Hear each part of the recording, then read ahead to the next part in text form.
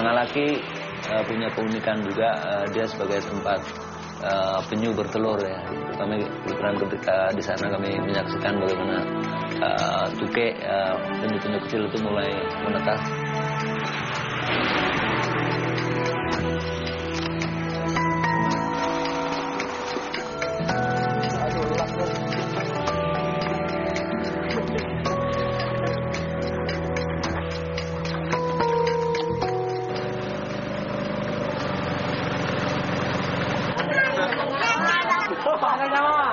Kami tinggal di rumah panjang, di sebuah rumah panjang. Di situ bagaimana kehidupan tradisional masih berjalan walaupun mulai terkikis.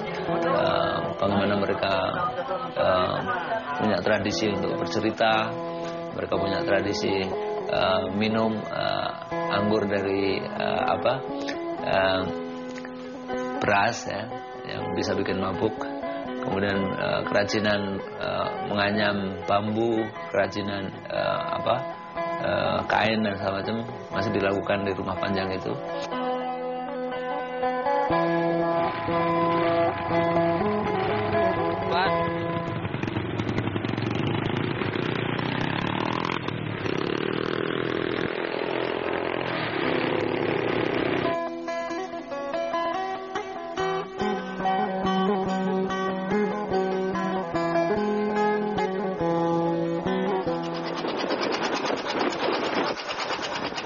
Tradisi menyelam dengan kompresor itu sebenarnya relatif baru. Yang lama, yang tradisional itu adalah orang menyelam dengan menyelam begitu saja. Jadi bisa 10 menit, 20 menit di dalam air. Nah, kalau itu nggak ada bahayanya, karena nggak ada nitrogen yang kita hisap ke dalam air ya.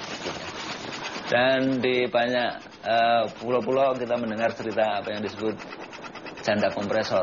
Janda kompresor itu apa? Itu yang suaminya meninggal karena memakai kompresor, sehingga banyak janda-janda yang ditinggalkan oleh nelayan-nelayan.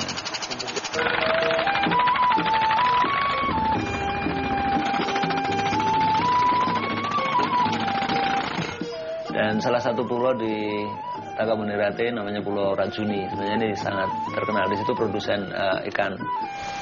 Daerah yang relatif makmur ya kalau dilihat dari secara sekilas gitu ya. Karena di situ pengolahan ikan. Jadi nelayan itu tidak sekedar hanya menjual ikan, dia menangkap ikan. Tapi di situ ada semacam industri rumah tangga yang mengolah dan semacam. Nah di sini yang membuat ekonomi lebih hidup. Dan di situ banyak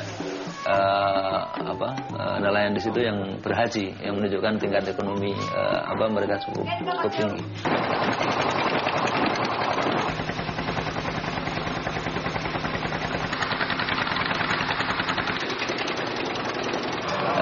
Kita tahu Wakatobi itu singkatan dari 4 pulau sebenarnya, Pulau Wanci, Kaledupa, Tomia dan Pinongko ya. Jadi ada 4 pulau dan masing-masing pulau yang berdiri sendiri tapi menjadi satu kabupaten ya. Namanya Kabupaten Wakatobi. Jadi di masa lalu kepulauan ini dikenal sebagai kepulauan tukang besi ya. Karena apa? Karena sebenarnya disitulah sejak zaman Portugis, zaman Belanda, masyarakat setempat menjadi tukang besi. Mereka membuat parang, membuat pedang, keris dan semacam untuk kerajaan di Buton. Dan mereka itu bertempat di Pulau Pinongko, pulau yang paling bawah. Yang menarik, mereka itu juga sebenarnya memasok peralatan parang dan semacam ketika terjadi kerusuhan di Ambon dan Poso ya.